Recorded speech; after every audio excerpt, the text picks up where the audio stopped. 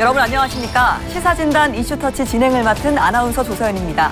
천만 서울 시민이 주목하는 이슈를 보다 알기 쉽게 풀어보고 전문가와 함께 깊이 들여다보는 시사진단 이슈터치. 오늘도 가장 뜨거운 주제를 선정해 왔습니다. 시사진단 이슈터치 14번째 시간, 오늘의 주제입니다.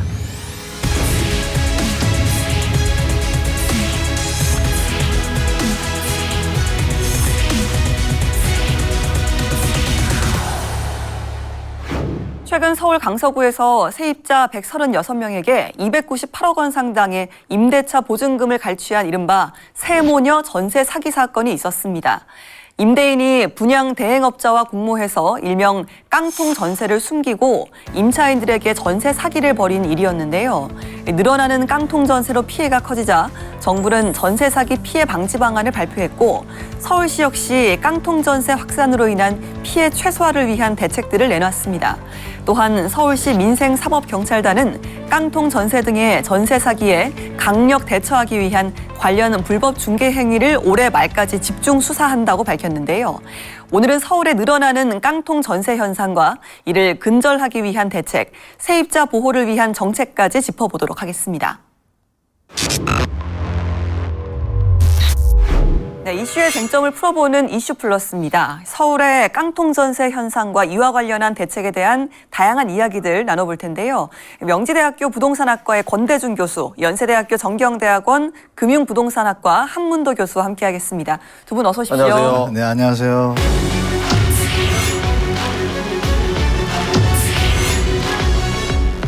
네, 먼저 일명 깡통 전세 현상 정의부터 좀 내리고 가야겠습니다. 권대중 교수님, 이 깡통 전세란 무엇이고 또 어떤 이유로 생기는 걸까요?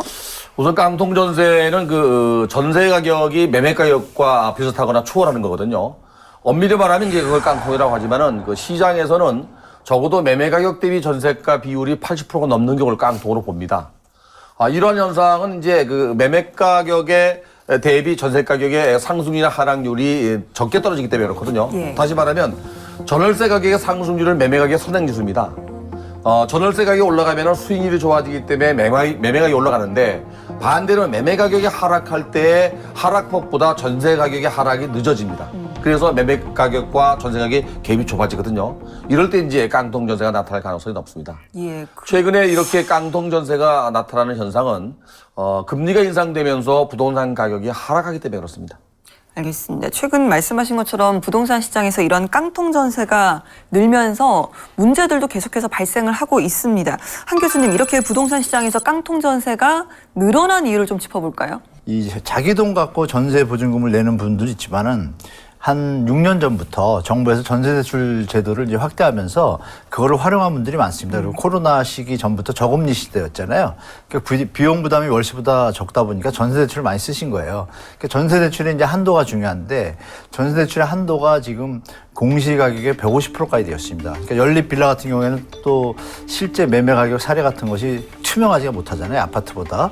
그러다 보니까 이제 건축업자나 건설업자 분들이 이를 악용해가지고 공시가격의 대출을 최대한 받다 보니까 지금처럼 금리 인상에 주택가격이 하락하게 되면은 역전현상이 벌어지게 되고 벌어졌을 때 이제 문제들이 터지고 그 와중에 이제 소유주나 건축주가 파산의 형태에 이르게 되면 이제 사고가 나게 되고 피해를 보게 되는 겁니다. 예. 그러면 이제 전세 대출 제도 자체에 좀 허점이 있고 네. 또 이를 악용하는 전세 사기범들의 증가, 이 부분을 좀 꼽아주셨습니다. 전세가 이런 깡통 전세가 늘어나면 분명히 좀 문제점들도 동반을 할 텐데요. 이 부분에 대해서 좀 여쭤보도록 하겠습니다. 먼저 권대중 교수님. 네. 이 전세 사기가 늘어날 수 있습니다. 깡통 전세가 되면. 그 이유는 이제 정상적인 가격보다 높은 가격으로 전세 대출을 받아서 전세를 지불하는 경우에 나중에 돌려받지 못하게 되거든요. 물론 피해는 이제 임차인에게 큰 타격을 줍니다. 예. 전세 금액을 돌려받지 못하게 되면 나중에 그냥 쫓겨나서 갈 곳이 없게 됩니다. 특히 이제 이 전세 가격과 매매 가격의 갭이 좁아지면 이 소유자 입장에서도 전세 금액을 돌려줄 수 없는 문제가 발생해요. 예를 들면 매매 가격도 하락하는데 전세 가격도 하락하면 원래 전세 가격만큼 전세를 놓고 대환해야 되는데 예. 대환이 안 되는 거죠. 그래서 가격이 하락할 때에는 이 전세 가격마저도 이렇게 하락해서 문제가 발생합니다. 예. 자, 한문도 교수님께서는 이 깡통 전세 증가로 생기는 문제점들 어떤 것들을 좀 꼽아주실까요? 일단 두 가지 종류가 있지 않습니까? 자기 현금으로 이제 전세 보증금을 마련한 분들은 깡통 전세가 일어났을 경우에 보증금 못 돌려받으니까 이사를 못 가게 되는 피해가 있고, 가게 되더라도 나중에 그 받아야 될 돈을 민사, 뭐 법정, 투쟁 이렇게 돼서는 시간을 소비하게 되죠. 사회적 기회비용이 많이 좀 손해를 많이 맞습니다. 보게 됩니다. 네. 그래서 상당히 좀 피해가 있는 반면에, 또 그다음에 이제 보증보험 대출을 이용한 분들 있지 않습니까?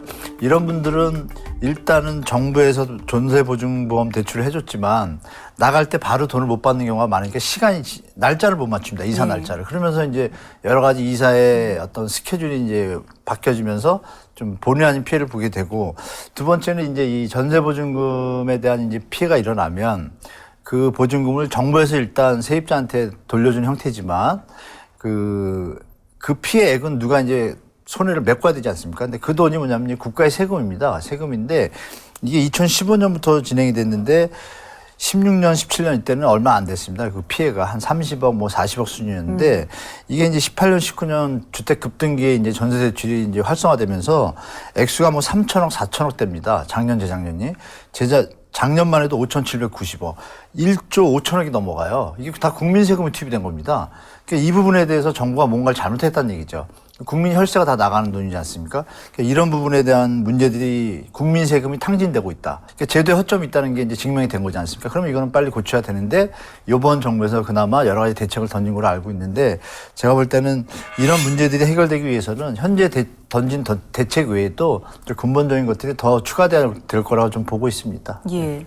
깡통 전세의 문제점에 대해서 두 교수님의 말씀을 좀 들어봤습니다. 지역에 따라서 다른 곳에 비해서 깡통 전세가 크게 늘어난 곳이 있다고 들었거든요.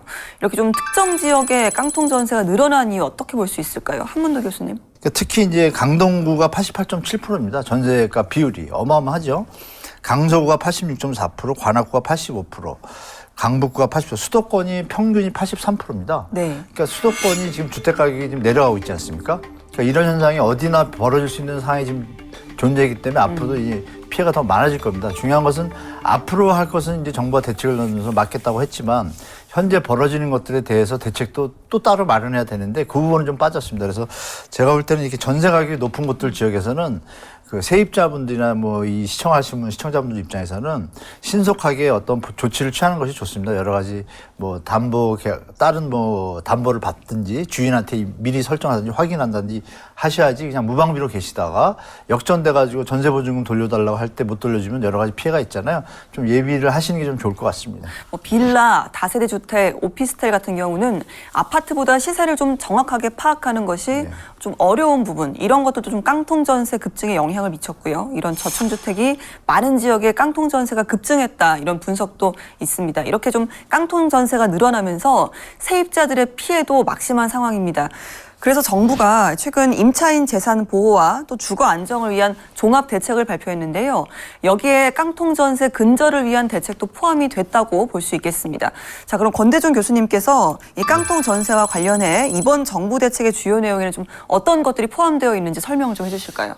지난 7월 20일 날 정부가 주거 안정 대책을 내놨죠. 이때 이제 전세가율이 높은 지역의 급등 지역, 관리 지역을 지정할 수 있도록 했습니다. 그리고 전세 보증금 반환 보증 대회에 가입할 때 그 요율을 좀 할인해 주는 제도, 그리고 이제 시세 정보를 항상 공개해서 알 수 있도록 DB를 구축해서 제공하겠다는 게 이제 주요 내용이고요. 지난 9월 1일 날은 정부가 이보다 훨씬 많은 대책을 내놨습니다. 네. 첫 번째는 이제 전세 피해 방지, 또 피해 예방 대책에 대해서 폭넓은 정보를 제공하겠다. 이 부동산은 이제 자연적인 특성이 지적 위치의 고정성이 있기 때문에, 또 개별성이 있기 때문에 공산품처럼 일률적으로 똑같은 가격이 없습니다. 그러다 보니까 모아놓고 팔 수도 없기 때문에 그렇죠. 그 정보를 제공해서 알 수 있도록 하겠다. 그다음에 이제 법적인 권리를 강화하겠다, 임차인들에 대한 그 두 가지가 있고요. 두 번째는 피해받은 사람들에게 피해 지원 제도를 하겠다. 예를 들어서 깡통 전세로 그냥 쫓겨나는 사람들에게 저리로 1억 5천만 원까지 대출을 줘서 임시 거처까지 마련해 주겠다. 상당히 좋은 대책인 것 같아요. 그럼에도 돌려받지 못하는 그 자금에 대한 정부가 이렇게 그 법률적으로도 지원을 하겠다. 뭐 그런 내용들이 있고요. 마지막으로 이제 단속 강화입니다. 이 깡통 전세를 만든 사기범들에 대해서는 강력하게 단속하겠다고 해서 지난 7월 25일부터 지금 단속에 들어가서 현재 단속을 하고 있습니다. 특히나 좀 임차인의 어떤 법적 권리라든지 뭐 피해를 좀 구제해주기 위한 내용들이 좀 많이 줄을 이루고 있는 그런 내용이었습니다. 그런데 일각에서는 정부의 이런 대책이 좀 깡통 전세 문제 자체를 해결하기에는 역부족이다 이런 의견도 나오고 있는 상황인데요. 권대중 교수님께서는 지금까지 나와 있는 정부 대책을 좀 어떻게 평가를 하고 계시는지 궁금합니다. 공동주택이나 아파트 같은 경우는 단지별로 평형이 있기 때문에 매매 가격이나 전세 가격이 거의 드러나 있어서 피해를 보는데 좀 뭐랄까 피해를 보지 않을 수 있는 그런 조건이 되어 있습니다. 그러나 다세대 주택이나 연립주택, 다가구 주택은 평형도 구분되어 있지 않지만 공시가격이 없습니다. 그래서 정부가 이거를 이제 가격을 공시가격을 해서 늘리겠다고 하지만 더 많은 포인트로 공시가격을 늘려서 언제든지 어느 지역에 가격이 어느 정도인지 임차인이 판단할 수 있도록 좀 해야 될 필요는 있어요. 이거 말고는 뭐 이번에 나온 정책은 그런 대로 상당히 좋은 정책들이 많이 있다고 봅니다. 예, 상당히 긍정적으로 평가를 하셨지만 좀 보완도 필요하다라는 네. 말씀 들어봤습니다. 한문도 교수님께서는 정부의 대책에 대해서 어떻게 생각하시는지 궁금합니다. 전세 보증금 지금 사기 사건의 대부분은 전세 대출이 좀 매개체가 되지 않습니까? 그럼 전세 대출을 누가 해주는지를 봐야겠죠. 정부에서 보증보험으로 보증을 서줍니다. 근데 대출은 은행이 해줘요. 은행이 해주고 보증보험을 정부에서 보증을 서주는 겁니다. 사고가 나면 은행에다가 돈을 돌려줘요. 대출한 돈을. 그러니까 은행은 손해보는 게 없지 않습니까? 이익만 보죠. 그 보증든 돈을 국민 세금으로 메꿔버립니다. 그러니까 은행은 손해 안 보고 피해는 누가 보는 거예요? 국민 세금을 낸 국민들이 보고 그 전세 대출을 받아가지고 피해를 금전적으로 안 볼 수 있지만 이 이사나 이런 여러 가지 문제로 정신적인 피해가 뭐 상당하지 않습니까?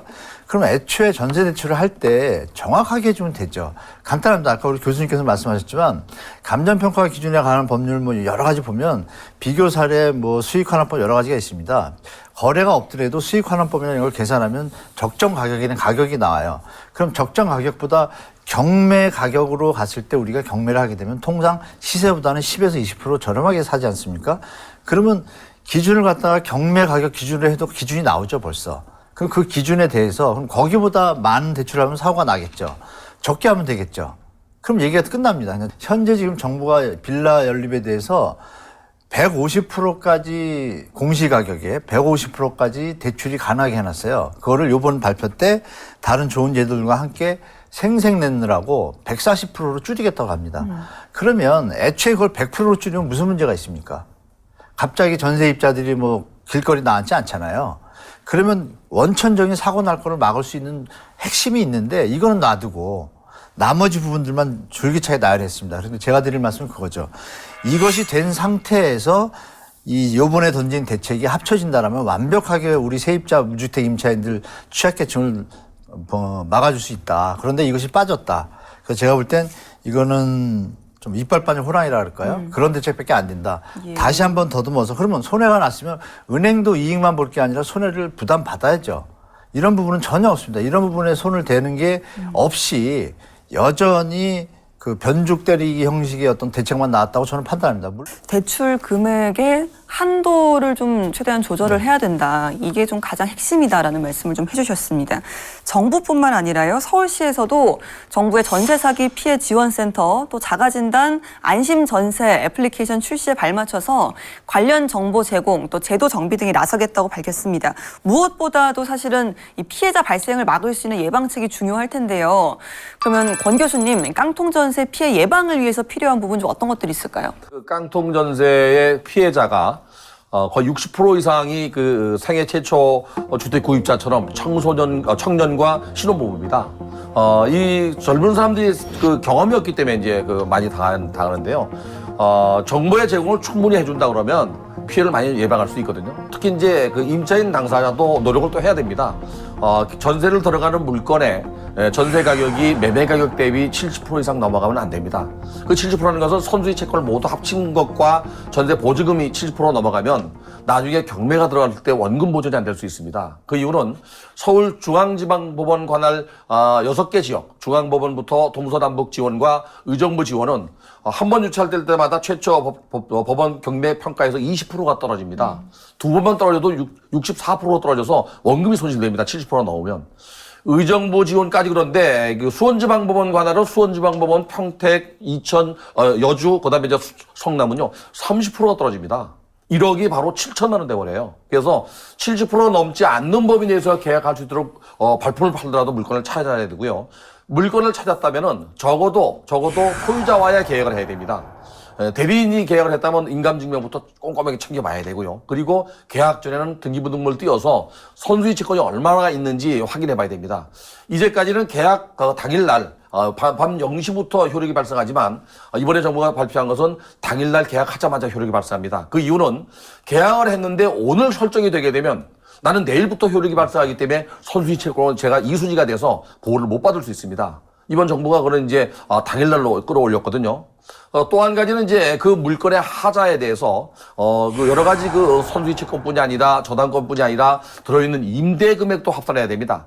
다가구 주택 같은 경우는요 소유자가 쪽지로 그냥 보증금이 얼마냐고 물으면 이 정도라고 하지만 사실은 세대별로 보증금을 다 합산한 금액과 내가 들어가는 보증금 금액이 전체 주택 가격의 70% 넘으면 들어가면 안 됩니다. 그래서 소유자도 이렇게 임차인도 이렇게 꼼꼼하게 따져서 계약을 할 필요가 있습니다.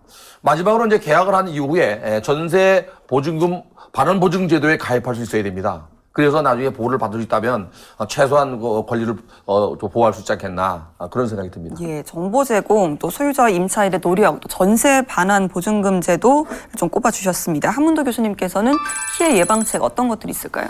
일단 교수님이 좋은 거 더 말씀 주셨고 특히 또 이길 대항력이 발생하는 거에 대해서 하루 계약 날짜로 한 건 아주 좋습니다. 이걸로 사고가 많이 나는 경우가 있거든요. 의도적으로 주인이 뭐 이렇게 사기치거나 대출을 받아가지고 돈을 중복적으로 쓰려고 그러면은 이거 충분히 가능한 거를 요번에 이제 발표해서 상당히 좋은 정책이고요. 그리고 이제 공인중개사에 대한 어떤 부담을 좀 말씀드렸는데 저도 이제 동감하는데 하나 더 추가하자면 이렇습니다. 2030 세대들은 4050보다 주택 그 거래 경험이 없기 때문에 특히 사회초년생은 100% 공인중개사 말을 전적으로 따르고 계약을 하게 됩니다. 그렇죠. 그렇다면 공인중개사라는 게 어떤 의미예요? 국가에서 공인한 거지 않습니까? 그러면 국가의 공익적인 것을 관리하고 도와줄 케어해야 할 의무가 있지 않습니까? 그래서 공인중개사 계약을 쓸 때 보면 확인 설명 의무라는 종이를 첨부하게 됩니다. 그럼 그 안에 아까 교수님 말씀처럼 개인정보로 뭐 전월세 보증, 뭐 납세, 뭐 세금 밀린 거 이런 것들을 못 한다 그러는데 그 부분을 법적으로 보장을 해주는 겁니다. 공인중개사한테. 공인중개사 확인할 수 있게. 개인정보는 노출되지 않게. 확인한 후에 공인중개사가 확정적으로 여기는 문제가 없다라고 판단되면 문제 없다라고 쓸 수 있는 항목만 만들어 준다라면 여기에 뭐가 있냐면 그런 이제 권리가 있는 반면에 책임과 의무가 있어야겠죠. 공인중개사가. 그러면 일반 소비자들은 그 공인중개사를 믿고 수수료를 내고 그래서 계약을 하는 거고 공인중개사는 그걸 확인할 수 있는 권리를 정부에서 부여하면 확인하고서 이 물건은 문제가 없습니다. 문제가 없을 겁니다. 딱 써주면 그걸 믿고 계약을 할 거 아닙니까? 근데 만약에 문제가 생겼다. 아까 교수님께서 말씀하신 공제보험 있잖아요. 그 부분에 대해서 뭐 1억 한도를 2억, 3억으로 다 좀 확대해 놓으면 이 부분에 대해서 공인중개사분들이 시키지 않아도 2030 세대들이 자기 자식이라고 생각하고 사고가 날 것 같은 건 아예 계약을 말리겠죠. 근데 지금은 공인중개사도 아무 부담이 없으니까 그냥 해주는 겁니다. 수수료만 챙기시니까. 그러니까 이런 부분이 좀 추가적으로 된다라면 이번에 발표된 대책하고 공인중개사의 역할과 권리와 의무를 좀 확대하고 2030 세대들의 특히 뭐 연령까지 딱 잘라가지고 33세, 35세까지는 공인중개사가 책임지는 형태로 우리가 사회적으로 합의를 한다라면 제가 볼 땐 그거 반대할 사람은 아무도 없거든요. 근데 그렇게 처리가 되면 좀 더 좀 합리적이고 우리 초년생이나 사회에 어떤 피해가 발생하는 거를 좀 막을 수 있지 않을까 좀 생각합니다. 알겠습니다. 이게 지금 한문도 교수 말씀대로 공인중개사의 권한이 확대되는 것만큼 권력 의무가 같이 이렇게 따라가면 문제가 없을 것 같은데 물론 이제 협회에서 어떻게 생각할지 모르지만 그 선수의 채권에 대해서 확인할 수 있는 권리 그리고 거기에 따라서 책임을 물을 수 있는 의무 이게 같이 가야 된다고 봐요. 최근에는 이제 이런 사고가 많이 나도 공인중개사는 책임이 하나도 없습니다. 없습니다. 예. 네, 그게 문제입니다. 네, 네, 맞습니다. 이 부분에 대한 책임 소재도 좀 명확하게 해야 될 거고 여기에 대한 좀 대책 마련도 필요하지 않을까라는 생각이 듭니다. 그러면 이런 예방 체계에도 불구하고 피해를 입은 분들 이들을 위한 좀 지원책에 대해서 좀 짚어봐야 될 텐데요. 권 교수님 어떤 것들이 좀 보완돼야 될까요? 우선 사전에 계약하기 전에 사전 점검 제도가 있었으면 좋겠어요. 네. 아까 제가 말씀드린 대로 이제 계약하기 전에 그 물건에 대한 권리 분석부터 가격이 적정한지 이 두 가지 방향으로 이야기를 드리면은 하나는 이제 그 사전에 전세 보증금 반환 보증 제도에 가입했을 때 얼마 정도 나올 수 있는지를 확인해야 되고요. 두 번째는 이제 그 가격이 적정한지 가격 공시 제도를 좀 더 폭넓게 도입하면은 사고를 많이 예방할 수 있지 않겠나는 생각이 듭니다. 예, 사전 점검 제도, 또 가격 공시 제도. 건축주라든지 임대인이나 또는 공인중개사가 만약에 의도치 않게 사고를 내는 경우도 있겠지만 의도적으로 사고를 내는 경우에는 아주 좀 뭐랄까 강력한 처벌이 필요하다고 봅니다. 알겠습니다. 한문도 교수님 의견을 좀 들어볼까요? 대출 액수가 적다 보면 사고도 당연히 덜 일어나겠죠. 거기서부터 출발을 해서 지금 이렇게 이번에 발표한 대책들과 저 교수님과 저와 말씀 나눈 대책들 이런 것들이 다 합쳐진다라면 우리 젊은 세대나 일반 저 무주택 서민들한테 피해가 가는 일은 뭐 거의 없어질 거라 좀 보고 있습니다. 알겠습니다. 사실 궁극적으로는 이제 깡통전세 자체를 좀 근절을 해서 피해자가 발생하지 않는 게 제일 좀 바람직할 텐데요. 깡통 전세를 줄일 수 있는 대책에 대해서 두 분 의견 좀 어떠신지 한 교수님께 먼저 여쭤보도록 하겠습니다.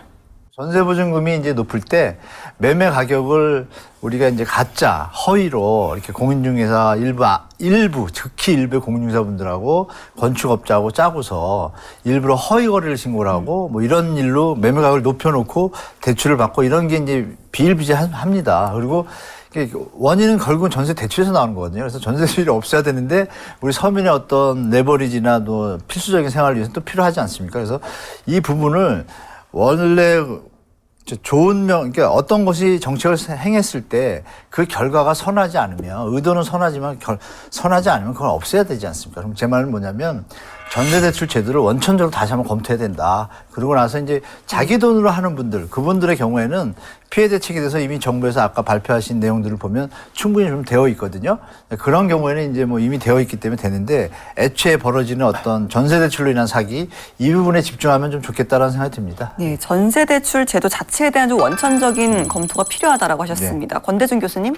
저는 이제 근본적으로 주택 공급이 부족해서 그런 거거든요. 이번 정부가 이제 270만 호 주택 공급을 약속했기 때문에 주택 공급을 조기에 늘려서 무주택자가 내 집 마련에 동참할 수 있도록 집을 구할 수 있도록 해주는 게 가장 첫 급선무고요.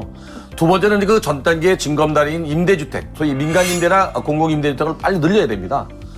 이 공공이나 민간 임대주택 제도로 들어간 그 물건들은 전세 보증금 반환 보증제도에 의무 가입하기 때문에 피해를 보지 않을 수 있습니다.